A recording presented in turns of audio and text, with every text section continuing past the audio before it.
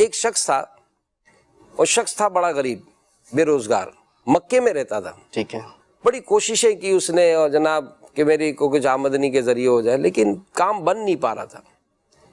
ایک دن کہتا ہے کہ دوران طواف اس کو ایک بڑا خوبصورت سا ہار نظر آیا, اس نے اٹھا لیا. اچھا, اٹھا کر سوچنے لگا یار میری تو غیبی مدد ہو گئی, کام بن گیا میرا. لیکن پھر دل میں خیال ہے پتہ نہیں کس کا گرا ہوگا, ٹھیک ہے. تو یہ تو رکھنا جائز ہی نہیں ہے.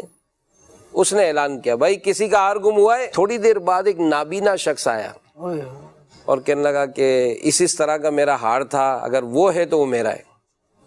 اچھا, اس کے دل میں پھر کچھ وسوسہ پیدا ہو گیا, یار اب یہ تو نابینا ہے, اگر اس کو ٹال دوں گا تو ہار تو میرا ہو جائے گا. لیکن اس نے کہا نہیں یار یہ ہار اس کا ہے, اس نے اس کو دے دیا. اچھا, وہ نابینا نے دعائیں دی اور وہ لامینا لے کے چلا گیا. کافی عرصے تک وہ کوشش کرتا رہا, مالی حالات اچھے نہیں ہوئے. پھر وہ دوسرے شہر, تیسرے شہر, یہاں تک کہ سمندر کا سفر کر کے یہ دوسرے ملک کی طرف روانہ ہو گیا.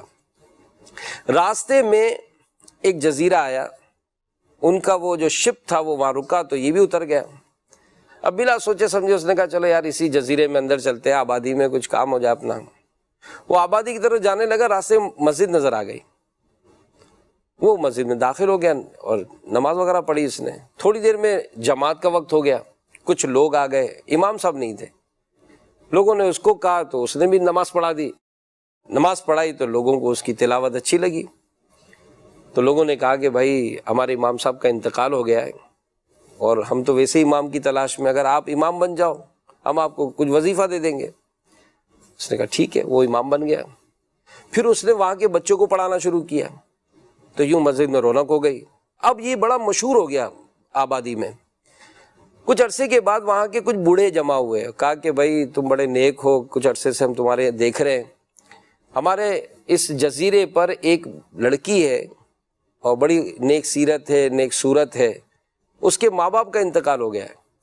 تو ہم نے آپس میں مشورہ کیا کہ اگر امام صاحب آپ اس سے نکاح کر لیں تو آپ کا گھر بھی آباد ہو جائے گا. اس نے کچھ سوچا اور حامی بھر لی. اب نکاح ہو گیا. چند ماہ کے بعد اس نے اپنی بیوی کے گلے میں وہ ہار دیکھا جو اس نابینا کو اٹھا کے دیا. اس نے کہا کہ یہ ہار تمہارے پاس کہاں سے آیا؟ تو اس نے کہا یہ تو میرے والد صاحب لائے تھے. تو کہا کہ تمہارے والد صاحب حج پہ گئے تھے؟ کہاں. تمہارے والد صاحب نابینا تھے؟ کہاں. پھر اس نے یہ واقعہ سنایا کہ یہ ہار تو مجھے ملا تھا اور میں نے ہی تمہارے والد کو اٹھا کر دیا تھا. جیسے ہی اس نے واقعہ بیان کیا وہ عورت اچھل پڑی اور کہنے لگی آپ دونوں کی دعائیں قبول ہوئیں. کہا کیا؟ کہا آپ دعا کرتے تھے کہ اللہ آپ کو روزی دے, آپ کا گھر آباد ہو. اللہ نے آپ کو روزی دی, آپ کا گھر آباد ہوا. میرے والد صاحب جب حج سے واپس آئے تو وہ دعا کرتے تھے کہ یا اللہ مکے میں جو نوجوان ملا تھا ایسا نوجوان مجھے ملے تاکہ میں اپنی بیٹی کی شادی کروں. اس کے جیتے جی تو نہ ملا, لیکن اس کی نیکی کی وہ برکت تھی کہ اس کے مرنے کے بعد وہی نوجوان آیا, اس کی بیٹی کی شادی ہوئی.